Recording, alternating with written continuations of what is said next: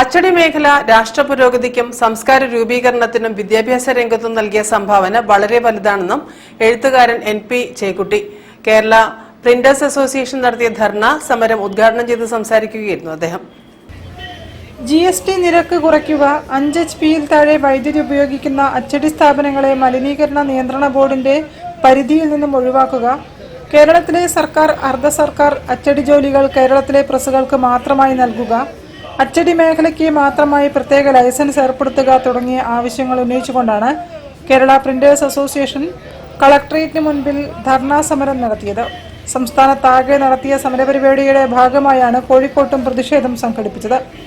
Civil സ്റ്റേഷന് മുൻവശം നടത്തിയ ധർണാ സമരം എഴുത്തുകാരനും പത്രപ്രവർത്തകരുമായ എൻ.പി. ചേക്കുട്ടി ഉദ്ഘാടനം ചെയ്തു. അച്ചടി മേഖല നിലനിർത്തേണ്ടത് അത്യാവശ്യമാണെന്ന് അദ്ദേഹം പറഞ്ഞു. ഇതുവരെയുള്ള സർക്കാരുകൾ ഒന്നും അച്ചടി മേഖലയുടെ നിലനിൽപ്പിന് സഹായകരമായ കാര്യങ്ങൾ ചെയ്തിട്ടില്ലെന്നും അദ്ദേഹം കുറ്റപ്പെടുത്തി. ജില്ലാ പ്രസിഡന്റ് എസ്. സുമേത് കുമാർ അധ്യക്ഷത വഹിച്ചു.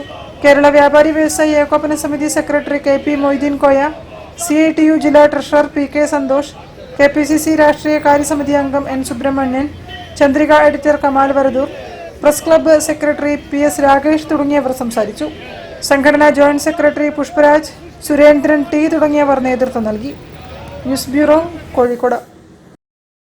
കരിപ്പൂരിൽ നിന്നും യാത്ര തിരിക്കുന്ന ഹജ്ജ് തീർത്ഥാടകരോടുള്ള കേന്ദ്ര സർക്കാരിന്റെയും കേന്ദ്ര ഹജ്ജ് കമ്മിറ്റിയുടെയും അവഗണന അവസാനിപ്പിക്കണമെന്ന് നാഷണൽ ജനതാദൾ.